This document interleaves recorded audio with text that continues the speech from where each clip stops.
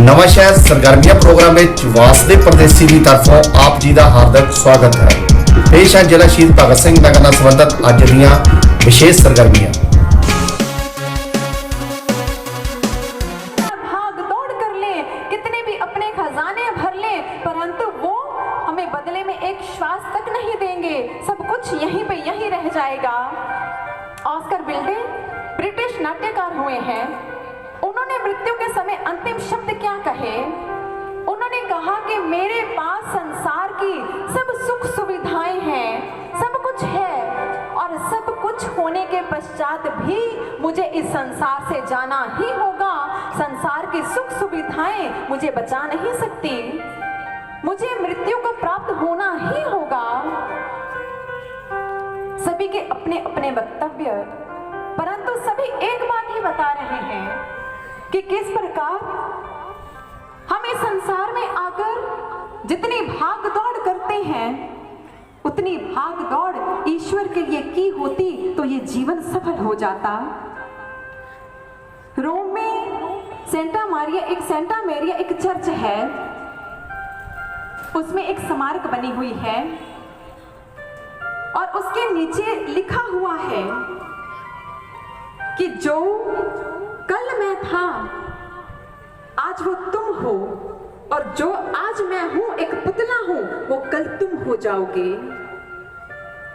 आज जो तुम हो वो मैं था। जिस प्रकार आप मेहनत कर रहे हो धन दौलत को प्राप्त करने के लिए, मैं भी वैसा था, परंतु आज जो मैं हूं वो कल तुम ही हो जाओगे, तुम भी यहां ही आओगे। अंत कहां है? यहीं पर ही है। जन्म और मृत्यु के बीच का जो समय है वो जीवन है, और उसी में ही हमने उस ईश्वर को प्राप्त करना है। हम समझ नहीं पा रहे, हम फिर भी एक सांसारिक भाग दौड़ में लगे हुए हैं। नहीं, हमने यह भी प्राप्त करना है, वो भी प्राप्त करना है। कैल्विन कुलीज अमेरिका के राष्ट्रपति,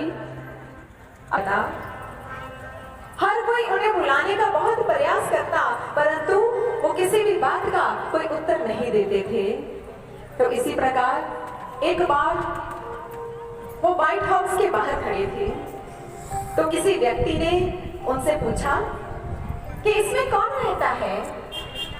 कैल्विन कुलीज कहते हैं, इसमें कोई नहीं रहता। यहाँ जो आता है वो मुसाफिर है, परंतु अंदर फर्क इतना है कि यहाँ जो आता और इस पदवी को हासिल करके देख लिया है कि इस ऊंची पदवी पर भी शांति नहीं है, सुख नहीं है, अब मुझे इसकी कोई आवश्यकता नहीं। आज मैं अपने आप को पर थे, तो किसी ने उनसे पूछा कि आप तो इस संसार से अब जा रहे हैं, संतुष्ट होकर जा रहे होंगे। आपने कितनी प्रतिष्ठा प्राप्त की है, लोगों से कितना मान सम्मान प्राप्त किया है, और अब आप 6000 गीत इस संसार को देकर जा रहे हैं। संसार इनको पाकर कितना धन्य होगा। तो उस समय रविंद्रनाथ टैगोर कहते हैं, संसार तो धन्य होगा, परंतु मैं ठगा सा महसूस कर रहा हूं। मैं अपने जीवन में अधूरापन महसूस कर रहा हूं, क्योंकि जो गीत मैं इस संसार में गाने के लिए आया था वो मैं गा नहीं पाया। उस ईश्वर का गीत गुनगुनाने आया था, उस ईश्वर को जानने आया था। संसार को भले ही मैंने 6000 गीत दे दिए, परंतु एक गीत भी अपने लिए ना गुनगुना पाया, एक ऐसा गीत भी ना गुनगुना पाया जिससे मैं आज ये कहूं कि मैं कुछ प्राप्त करके इस संसार से जा रहा हूं, मैं कुछ हासिल करके जा रहा हूं। मैं तो खाली हाथ आया था। संसार को भले ही मेरे से बहुत कुछ प्राप्त हुआ हो, परंतु मेरे जीवन का जो उद्देश्य था वो तो उस गीत को गुनगुनाने के लिए, गाने के लिए परमात्मा ने हमें इस संसार में भेजा था, वो तो हम कर ही नहीं पाए। संसार की भाग दौड़ में लगे रहे। जीवन क्या है, कैसे जीना है, इसे समझ ही नहीं पाए। बस मन में एक ही बात रही कि धन दौलत को एकत्र करना है, और करने में ही जुट गए। बस श्वासों का क्या भरोसा। ये नहीं सोचा कि परमात्मा ने हमें कितने श्वास दिए हैं।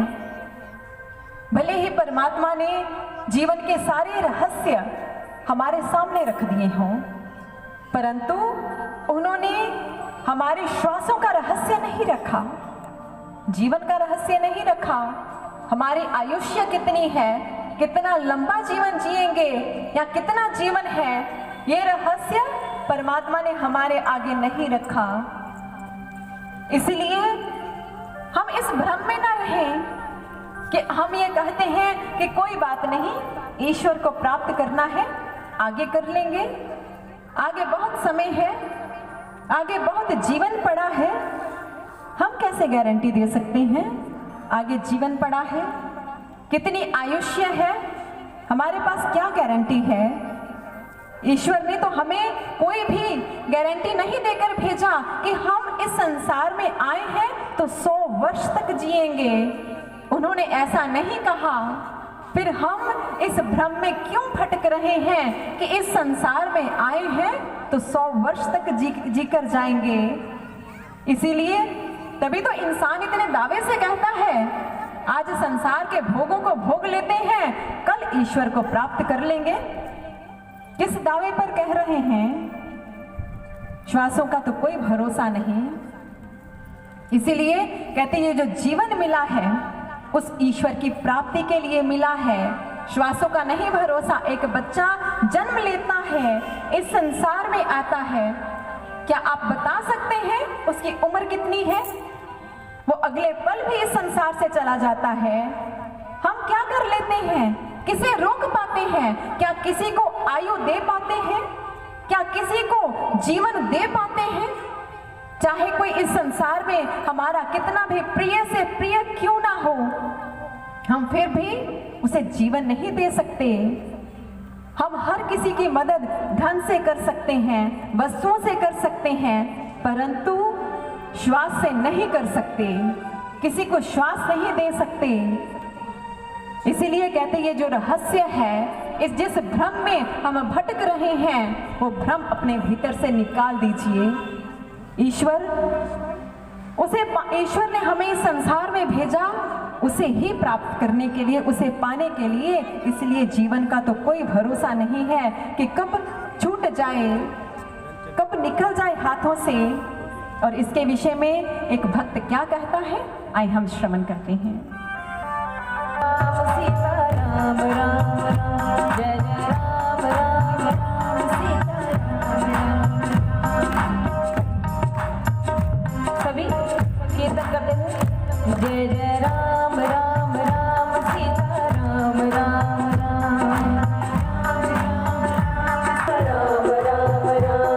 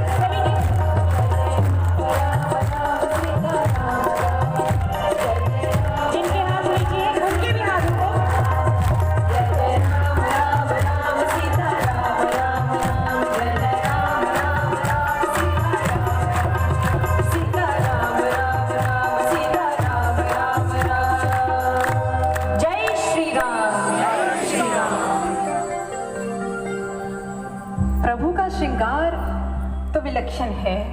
अनुष्ठान धारण किए भाव। सर्प हमारे मन का प्रतीक है। जिस प्रकार सर्प का स्वभाव क्या होता है, डंक मारना, ऐसा ही हमारे मन का स्वभाव होता है।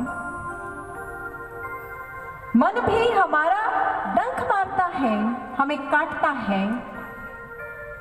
आज सारी समस्या क्या है? आज सारी समस्या ही तो हमारे मन की है। आप देखें कि आप दिन में कितनी बार ये शब्द बोलते हैं कि हमारा मन ये कर रहा है, हमारा मन वो कर रहा है, यहां जाने को हमारा मन नहीं है, ये खाने को हमारा मन नहीं है। हमने कितना प्रधान बना लिया अपने मन को कि जो हमारा मन कहेगा हम वही करेंगे, जहां लेकर जाएगा हम वही जाएंगे। मन के आज कितना वशीभूत हो गया है इंसान, कितना अधीन हो गया है। फिर वो कहता है कि मैं तो दुखी हूं, मैं तो परेशान हूं, मैं अशांत हूं। वो भी क्यों ना, क्योंकि सब कुछ तो उसने अपने मन को सौंप दिया है। सर्वस्व उसने मन को सौंप दिया है। कहां ईश्वर को सर्वस्व सौंपना था, कहां मन को सौंप दिया। इसीलिए मन स्वस्थ होना चाहिए, क्योंकि मन हमारा हृदय, हमारा जो माइंड है, वो पूरे जो हमारा तन है उसे आदेश देता रहता है क्या करना है क्या नहीं करना। अब आपको भूख लगती है, आपको भूख लग रही है, कैसे पता चला आपको भूख लगी है? किसने बताया आपको भूख लगी है? आपके दिमाग ने बताया, आपके पेट ने नहीं बताया कि आपको भूख लगी है। आपके दिमाग ने बताया कि आपको भूख लगी है। कहीं दुख हो रहा है आपको, किसी बात से आप हर्ट हुए हैं, आप दुखी हैं, किसने बताया आपको? आपके दिमाग ने, आपके मन ने बताया। कोई बात आपको अच्छी नहीं लगी, ये किसने बताया? यह भी आपको आपके मन ने बताया। हमारे पूरे शरीर का जो कंट्रोलर है वो हमारा मन है। हमारा मन, हम भले ही हाथ फिर वो हमें संकेत देते हैं। आज हमारा मन भटक जाता है, कहीं ना कहीं हमें हो जाता है। क्यों? क्योंकि हम अपनी आत्मा की आवाज को नहीं सुन पाते। हमारे भीतर मन से अलग आत्मा है, उसकी आवाज भी नहीं सुनते, क्योंकि हमारे मन में हमारे मन का शोर इतना ज्यादा है, विषय विकारों का शोर इतना ज्यादा है। कहीं भ्रमित हो रही हो, हमारी आत्मा हमें पुकार कर भी कहती है कि इस मार्ग का चुनाव नहीं करना, इस मार्ग पर नहीं चलना। हम सुन नहीं पाते। क्यों नहीं सुन पाते? क्योंकि हमारे पास प्रभु, हम अपने भीतर ईश्वर की आवाज को सुने। जिस प्रकार भोलेनाथ का डमरू है।